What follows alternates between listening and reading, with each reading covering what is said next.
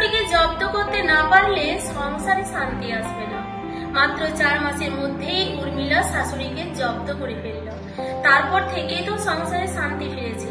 শুনুন তাহলে উর্মিলা কিভাবে জব্দ করলো শাশুড়িকে। বিয়ের 15 দিনের মধ্যে শুরু হয়ে গিয়েছিল লড়াই। লড়াই মানে শাশুড়ি বৌমার লড়াই। সেন বাড়িতে বউ হয়ে আসার আগে উর্মিলা বুঝে গিয়েছিল শাশুড়ির অপছন্দের বউ হয়ে সে আসছে। শাশুড়ি শর্মিলার মোটেও পছন্দ ছিল না বৌমা উর্মিলাকে। পছন্দ না হলেই বা কি হবে, পছন্দ আগে থেকে করে রেখেছে শর্মিলার একমাত্র ছেলে অয়ন। শর্মিলার ছেলে বিয়ে দেওয়ার জন্য ভালো মেয়ের খোঁজ করছিল। তখন মা মেয়ে দেখছে শুনে ছেলে বলেছিল, মা আমার জন্য মেয়ে খুঁজতে হবে না, আমার পছন্দ করা আছে একজনকে। ছেলের কথা শুনে তো শর্মিলা তো একটু অবাক হয়ে বলেছিল, তুই পছন্দ করে রেখেছিস? তা মেয়েটিকে তুমি চেনো? উর্মি। উর্মি মানে ওই ঢিঙ্গি মেয়েটা জিন্স পরে সেজে বুঝে যে ঘুরে বেড়ায়? হ্যাঁ হ্যাঁ ওই। আমি ওসব মানবো না।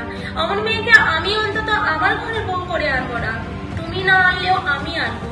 কি বলছিস তুই? মেয়েটার চাল চলন দেখেছিস? ভাবলি কি করে সংসার করবে? যা সাজগুজের বাহার আমি সব জানি। ও ভালো মেয়ে মা, আমি খুব ভালোবাসি। শর্মিলা রাজি না থাকলেও ছেলে উর্মিকে ছাড়া কাউকে বিয়ে করবে না সে কথা বাড়িতে জানিয়ে দেয়। ছেলের মতের বিরুদ্ধে যেতে পারেনি শর্মিলা। অমত থাকা সত্ত্বেও সে ছেলেটার বিয়েটা শেষ পর্যন্ত উর্মিলার সাথেই দিতে হয়েছিল। এদিকে উর্মিলা ভালো রকম জানে তাকে পছন্দ নয় শাশুড়ি। বিয়ের কয়েকটা দিন যেতে না যেতে শুরু হয়ে গেল ঝামেলা। শাশুড়ি আর বৌমার দ্বন্দ্ব। বৌমার সবকিছুতেই অপছন্দ শাশুড়ির, কোনো কিছুতেই যেন ভালো চোখে পড়ে না তার। বিয়ের কয়েকটা দিন পর শাশুড়ি উর্মিকে জানিয়ে দেয়, শোনো বৌমা, এই বাড়িতে থাকতে গেলে ওই বিউটি পার্লারের কাজটা তোমাকে আগে ছাড়তে হবে। প্রতিদিন বাহানা করে বেরিয়ে যাবে, ওসব কিন্তু চলবে না। তা কি করে হয় মা? বিউটি পার্লারের কাজটা আমি যে করবো সেটা তোমার ছেলেকে আগে থেকে বলে দিয়েছি।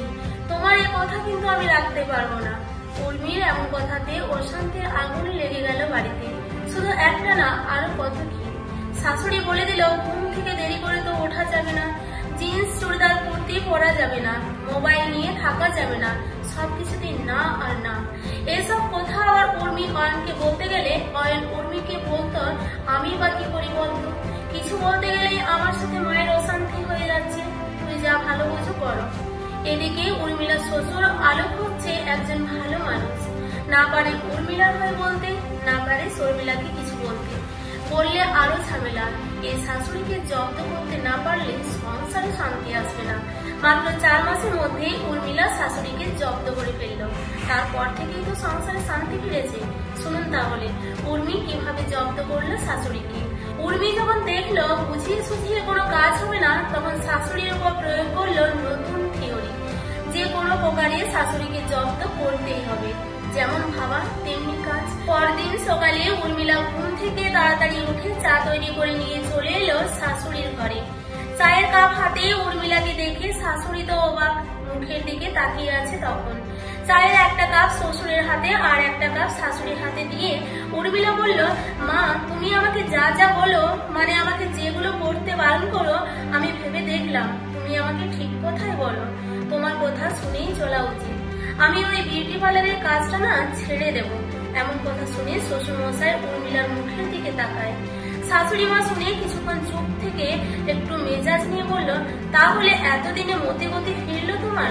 মনে রেখো, এই শর্মিলা সেন কখনো ভুল কথা বলে না, যা বলে তোমার ভালোর জন্যই বলে। হ্যাঁ মা ঠিকই তো, ভেবে দেখলাম আমার ভালোর জন্যই সব বলেছ। এবার থেকে শুনে চলো, দেখবে কোনো সমস্যা হচ্ছে না।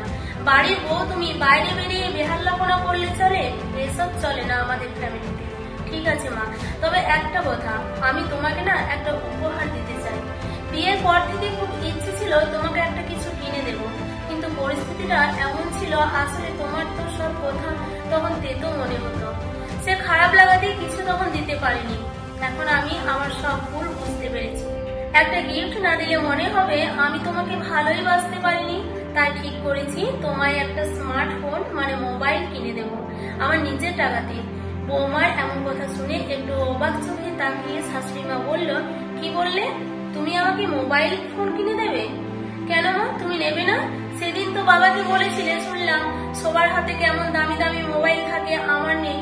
আমি শুনতে পেয়েছিলাম সে কথা, মন থেকেই চাইছি আমি না হয় তোমার শখটা পূরণ করবো। উর্মির এমন আবদারের কথা শুনে শ্বশুরমশাই বলে, আরে বৌমা যখন দিচ্ছে তখন নিতে অসুবিধে কি? শাশুড়ির মুখে চোখে তখন একটা খুশি খুশি ভাব। উর্মির দিকে তাকিয়ে বলে, তোমার যখন দিতে মন চাইছে তখন না হয় দিও। হ্যাঁ জানো তো, ভালো একটা মোবাইল সেট বেরিয়েছে, আজ বিকেলে তাহলে তোমাকে নিয়ে গিয়ে দেখে আসি একবার। ওই 15,000-এর মতো নেবে। অত টাকা আছে তোমার কাছে? 10,000-এর মতো আছে, আর বাকিটা চেনা জানা এক দাদার দোকান, আমি বলেছি 2 মাস টাইম দিতে, তার মধ্যে বাকিটা দিয়ে দেব।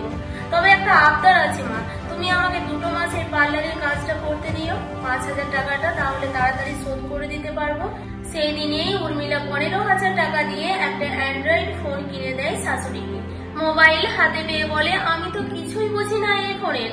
উর্মি বলে, আমি তোমাকে সব শিখিয়ে দেবো, ও তুমি চিন্তা করো না। তারপর সকাল আর সন্ধ্যা মোবাইল অনুশীলন চলতে লাগলো শাশুড়ি। মোটামুটি 15 দিনের মধ্যে সব রপ্ত করে ফেলল। ইউটিউব থেকে শুরু করে হটস্টার কিভাবে সে সিরিয়াল দেখা যায় সেটাও শিখে গেল। শিখলো হোয়াটসঅ্যাপে চ্যাটিং, এই ঘর থেকে ওই ঘরে মেসেজ, শাশুড়ির মেসেজ উর্মিলা হোয়াটসঅ্যাপে গুড মর্নিং গুড নাইট ইত্যাদি। তারপর একদিন উর্মিলা ফেসবুক প্রোফাইল খুলে দিল একটা। শিখে গেল ফেসবুক করা, যেখানে যত আত্মীয় স্বজন আছে সবাইকে অ্যাড করে নিল। 2 মাসের আনলিমিটেড ডেটা প্যাক ভরে দিয়েছিল উর্মিলা। শর্মিলাকে দেখে কে এইভাবে কেটে গেল 1 মাস। এদিকে উর্মিলা পার্লারের কাজটাও ছেড়ে দেবে, 1 মাস হয়ে গেছে, আর 1 মাস বাকি আছে। নতুন মোবাইল হাতে পেয়ে ওদিকে শাশুড়ি বেশ স্মার্ট হয়ে উঠেছে। নতুন নতুন কত বন্ধুদের সাথে কথা বলা, মেসেজ করা, ভিডিও কল করা, তাদেরকে বাড়ি আসার জন্য ইনভাইট করা, একটার পর একটা কার্যকলাপ চলতে লাগলো শর্মিলার। 2 মাসের মধ্যে শাশুড়ি মা মোবাইলের সব কিছু শিখে নিল। মোবাইল হাতে নিয়ে দিন শুরু হয়, মোবাইল নিয়েই ঘুমোতে যায়। আর এতেই উর্মিলার শ্বশুর তীব্র বিরক্ত হয়ে মাঝে মাঝে শাশুড়িকে বলে, কোনো কাজ নেই, এই মোবাইলটা নিয়েই সবসময় পড়ে আছো, একদিন তোমার এই মোবাইলটা না আমি ভেঙে দেব। কিন্তু কে শুনে কার কথা। তারপর থেকে 2 মাস কেটেছে। একদিন সকালে ঘুম থেকে উঠে শাশুড়ি ছুটে এলো উর্মিলার ঘরে।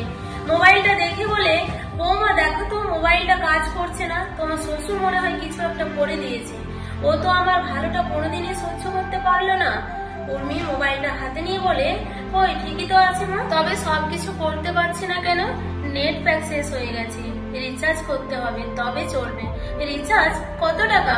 আমি তো 2 মাসের জন্য তখন 700 টাকা দিয়ে করিয়ে দিয়েছিলাম, আবার রিচার্জ করলে তবেই চলবে।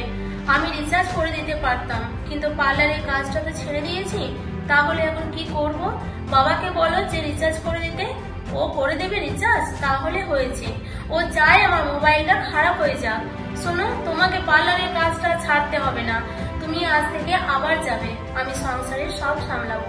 আমি মোবাইল ছাড়া চলতে পারবো না, তুমি যখন বলছো তখন পার্লারের কাজটা করবো, তবে একটা কাজ করলে হয় না? তুমি যদি নিজের টাকা দিয়ে নিজেই রিচার্জ করো তাহলে কেমন হয়? হ্যাঁ, আমি কোত্থেকে পাবো টাকা? আমি ইনকাম করি, তুমি ঘরে বসেই ইনকাম করবে। চলো না দুজনে মিলে একটা ইউটিউব চ্যানেল খুলি। তুমি তো দারুণ রান্না করতে পারো, একটা ব্লগ চ্যানেল খুললেই তো হয়। দুজনেই রান্না করব আর দুজনেই মেকআপ করে সেজেগুজে ভিডিও বানাবো। আমিও মেকআপ করব, সে কি? হ্যাঁ, তুমি তো কম সুন্দরী নও। সত্যি বলছো? একদম সত্যি। তারপর থেকে 3 বছর হয়ে গেল। ইউটিউব চ্যানেলের নাম হয়েছে শর্মি উর্মির গল্প। দিব্যি চলছে সব। ব্লগ বানাচ্ছে, রিলস বানাচ্ছে, শাশুড়ি বৌমার কাহিনী লাখ লাখ লোকের কাছে পৌঁছে দিচ্ছে, নিজেদের মতো করে থাকছে, এখানে ওখানে বেরোচ্ছে। এখন দুজনেই দেরি করে ঘুম থেকে ওঠে, কেউ কাউকে আর কিছু বলছে না। শর্মিলা উর্মিলা দুজনেই বেশ জনপ্রিয় হয়ে গেছে এখন। দুটোর নাম এখন এক হয়ে গেছে, ওদের এখন সবাই চেনে শর্মি আর